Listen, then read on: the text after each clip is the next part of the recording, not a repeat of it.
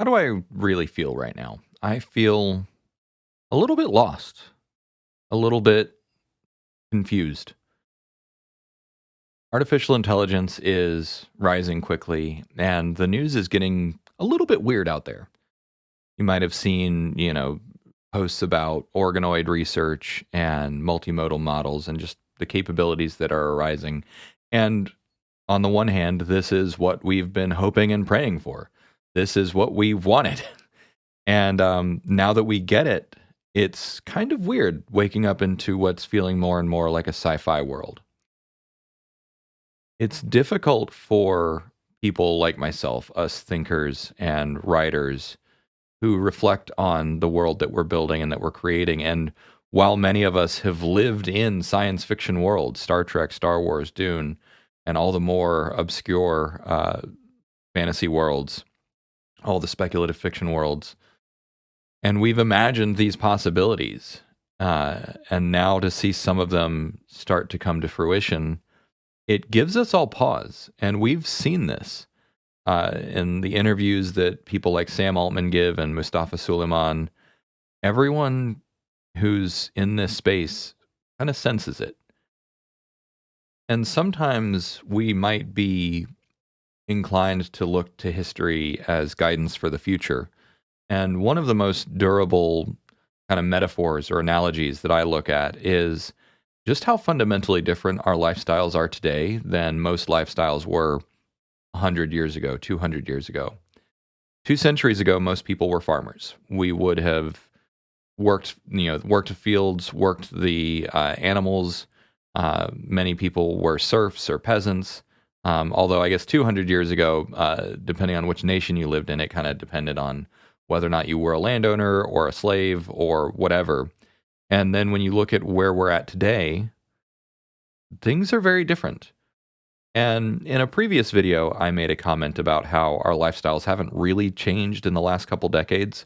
And of course, a lot of people said, well, yeah, but we've got internet now, and we didn't have that really in the 90s. But that's not a fundamental shift. I mean, we've been entertained by electronics for decades now. Televisions became widespread in the 40s and 50s. Radio, VHS, DVDs, game systems, home computers, all have been around since the 70s and 80s.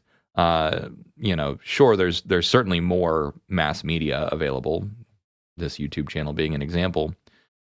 But we haven't lived through a major lifestyle shift, at least not people my age. My grandparents have. If your grandparents or great grandparents, people older than the boomers, even some of the younger boomers, some members of my family were oppressively poor when they were little. My aunt told me a story about growing up in a shack on the beach for a while. They were that poor. They didn't have, I don't think they even had like a paved floor. I think it was a dirt floor for a little while. But that's not the experience of most people. And it's certainly not the experience of most people in my generation and younger. We grew up with air conditioning. We were born into a world where air conditioning and power were a given and running water were a given. And, it might sound a little bit silly, especially for any folks older in the audience who've lived through that. Or have gone through other kinds of hardships, whether they served overseas or whatever kind of hardship you've been through. And you might say, yeah, you young people are all spoiled. You've never really had to rough it. And I'm like, yeah, that's kind of true. And at the same time, as I reflect on what's changing and what's happening, and the fact that we are about to go through the fourth industrial revolution, and I look at how impactful and the seismic shift that the previous industrial revolutions were, they weren't always good. And that, I think, is what gives me pause. And so what I mean by they weren't always good, in the long run, yes, definitely worth it. In the long run, we would not have it any other way. But in the short term, these gigantic gravimetric shifts in terms of how the world worked, in terms of lifestyles, these were difficult and often painful transitions. And again, we wouldn't want to go back. We idealize, we romanticize the way that life used to be. We have cottagecore, and as some people in the comments point out, cottagecore is a little bit silly. It's a romanticization of something that never really existed. The rustic, idyllic lifestyle, not actually a real thing. If you lived 200 years ago, it was brutal, and your life was short. Between accidents and zoonotic diseases and liege lords and everything else, your life expectancy was about 45 years old. Half of your children would die before the age of 5. So, yeah, we can romanticize a simpler way of life, but was it really that much better? And this is kind of the dose of reality that it's like, what if, and so this is kind of the crux of the video. What if our lives 2 decades from now, 2 centuries from now, are as different from the way that we live today as those lifestyles 2 centuries ago were?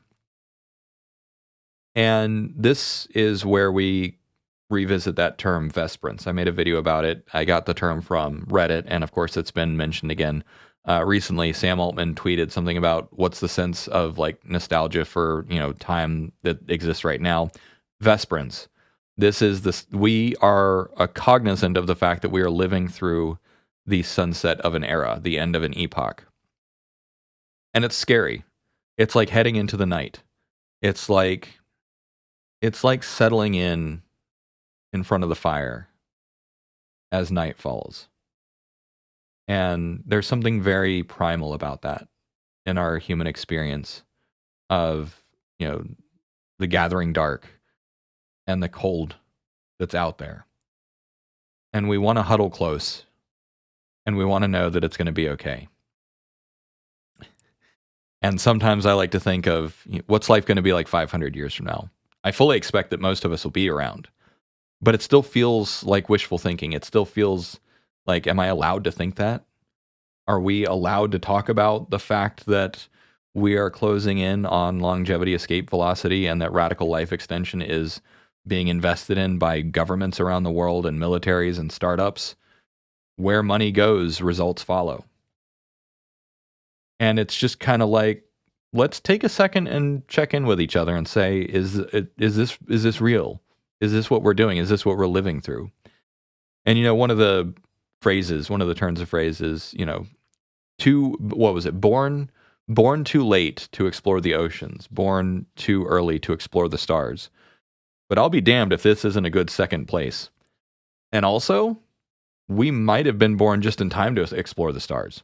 Imagine 500,000 years from now when we have colonized the entire Milky Way galaxy and the Andromeda galaxy and wherever else. What if we're all still alive then? That seems not out of the realm of possibility. And it's weird to say that, knowing that I'm going to put this in front of 100,000 people in my audience and however many other people will see it if the video goes viral. It's difficult to fully encompass the magnitude of some of these possibilities. And of course, it's all technology. And I know there are plenty of people out there that are techno-skeptics. They say, well, technology doesn't really change anything. And I say, well, they're allowed to they're entitled to their opinion. But I wouldn't be alive today if it wasn't for technology. There's been at least 4 or 5 times in my life that modern technology saved me. And, most people my age or older, the same is true for most of us as we approach middle age. So, I'm also one of the kinds of people that I will say unironically that technology is the one primary thing that markedly and demonstrably improves our quality of life. I'm not as much in the camp of like, well, politics can do that too. Technology is the only thing that really creates abundance. Politics is just about allocation of scarce resources. But the best way to make life better for everyone is to reduce scarcity. And how do you do that? You do it with technology. Now, politics has a role to play, which is why I talk about politics and economics. But really, the object is technology. Politics and economics is just the means to that end. And of course, there's plenty of criticism that can go around with that perspective. And I personally don't even always believe in that perspective. Sometimes I recognize that putting the cart before the horse by saying technology in all cases, at all costs, is itself can be, a paradoxical sort of, what's the term? Some kind of trap where if you relentlessly pursue technological progress for the sake of technological progress, sometimes you create things that you shouldn't have created, and sometimes you go directions that maybe you shouldn't have gone. And so that's another part of what I'm trying to do here is how do we thread that needle? How do we navigate what we should do versus what we can do? What's that meme? There's a joke. It's like, we never stopped to question whether, or no, we were so focused on whether or not we could do it, and we never stopped to think whether or not we should do it. And this is, one of the things. But I also am of the school of thought that once something is technologically feasible, it's almost inevitable. Someone's going to do it. And if that new technology structurally reshapes the world, if it creates new incentives and new options, it will fundamentally reshape the way things are done. I was just watching a few videos where people talked about how the internet inevitably reshaped a lot of things, such as our relationship with each other, our relationship with sex, and so on. And then likewise, the invention of the nuclear weapons fundamentally and forcibly reshaped geopolitics. The idea of independent nation states doesn't really exist anymore because of the existence of nuclear weapons, which means now all nations are incentivized to kind of band together and form alliances and power blocks and axes and stuff. And that is not exclusively because of nuclear weapons, but certainly nuclear weapons are a bodily shove in that direction. And right now in the news cycle is all about drones. Drones, whether they're human guided or autonomous, are being talked about quite extensively as they're being used in most particularly in Russia and Ukraine. And everyone is saying, okay, this is the evolution of warfare. And the best way that it was described, because I just watched a bunch of videos on it, and I think it was Simon Whistler in Warographic said, in hindsight, it should have been obvious that you have a drone that costs a couple $100, you strap a grenade to it, and now you have a guided missile that costs less than $1,000. Now, hindsight being 2020, sure, but we did not realize how this technology would reshape the battlefield. And this is just one technology out of many coming down the pipeline.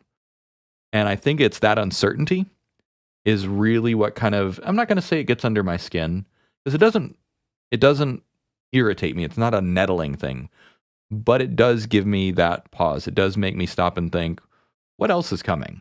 What other unforeseen consequences are coming down the pipeline? And so I think that's the thought that I want to leave you with today. So thanks for watching. Cheers.